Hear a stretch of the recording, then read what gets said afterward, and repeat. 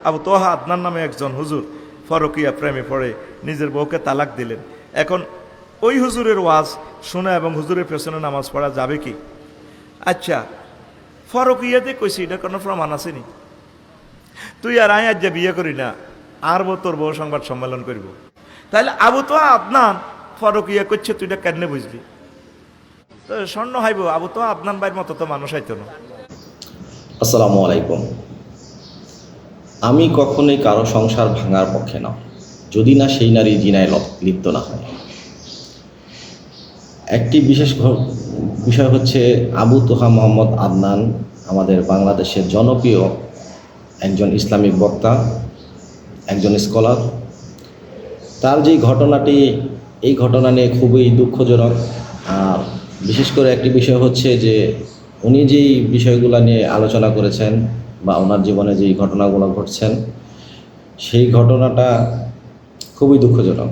আর একটি বিষয় হচ্ছে যে আজকে আবু তোহা মোহাম্মদ আদনানের যে বক্তব্যটা শুনলাম এবং কি এই পর্যন্ত তার সাথে যেই ঘটনাগুলো ঘটেছে, সেই সকল বিষয় নিয়ে একটি বিষয় বিবেচনা করলে দেখা যায় যে আমাদের দেশের অধিকাংশ মানুষ যারা বিচার বিবেচনা না করে, সত্য মিথ্যা যাচাই না করে যে কোনোভাবে একটি পক্ষ নিয়ে যায়। যেরকম ধরেন, দেখেন যে একটা পাবলিক প্লেসে একটি নারী একটি পুরুষের সাথে যদি কোনো রকম কোনো সংঘর্ষ আসে, তখন আশেপাশে যত সকল পুরুষ আছে মনে হয় যেন একটা সিনেমার টিকিট কিনেছেন 3 ঘন্টার জন্য সে নায়ক। আরে ভাই, একটি বিষয় চিন্তা করেন যে সত্য মিথ্যা যাচাই করার পরে আপনি একটি সঠিক বিচারের পদক্ষেপ নেন। আপনি কি করেন, আমরা কি করি, আমার সকল ভাইয়েরা কি করে যে সাথে সাথে একটি নারীর পক্ষ নিয়ে নেয়। আরে ভাই, নারীর পক্ষ নেবেন, নারী কি সঠিক আছে কিনা, ভুল আছে কিনা, সত্য আছে কিনা, মিথ্যা আছে কিনা, সেটা যাচাই করার পরেই আপনারা একটা পক্ষপাতিত্ব করেন।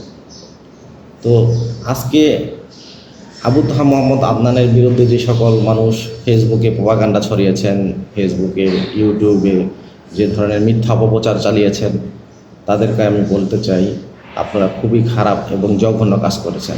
একটি বিষয় মনে রাখবেন যে পতিতাবৃত্তি করা আর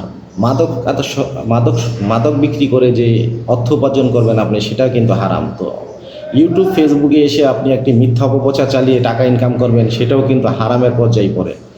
তো সুতরাং আপনারা সঠিকভাবে ভালো তথ্য দিয়ে মানুষকে বিভ্রান্ত না করে, মানুষের ইজ্জত হরণ না করে, মানুষের সম্মানহানি না করে আপনারা অবশ্যই ফেসবুক ইউটিউব থেকে উপার্জন করুন, কোনো সমস্যা নেই। একটি বিষয় হচ্ছে যে আপনারা আরেকটি বিষয় দেখবেন, নারীরা অতি সহজেই কিন্তু পুরুষকে আকৃষ্ট করতে পারে, পুরুষদেরকে বোকা বানাতে পারে। কেন নয়, আমরা দেখেছি, আপনারা অনেকেই জানেন যে আমাদের ইউসুফ নবীর আমল থেকেই জুলেখা তার স্বামী আজিজে মিশর পুতিফারকে তার কান্না দ্বারাই ধোঁকা দিয়ে আমাদের ইউসুফ নবীকে জেলে প্রেরণ রাখবেন।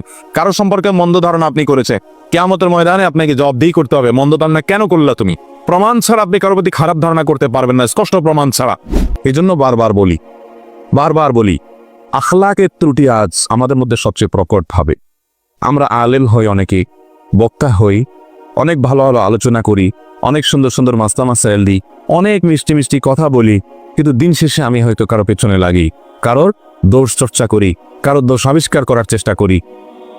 ডক্টর খন্দকার আব্দুল্লাহ জাহাঙ্গীর রহমানের একটা কথা মনে পড়ে। স্যার বলতেন যে আমরা নিজের পছন্দের, নিজের দলের, নিজের মতের মানুষদের দোষ ত্রুটি যদি ধরাও পড়ে, তারপরও সেটাকে আমরা ধামাচাপা দেওয়ার জন্য নানান যুক্তি, নানান ব্যাখ্যা আমরা দাঁড় করাই এবং সেটাকে ধামাচাপা দেওয়ার চেষ্টা করি।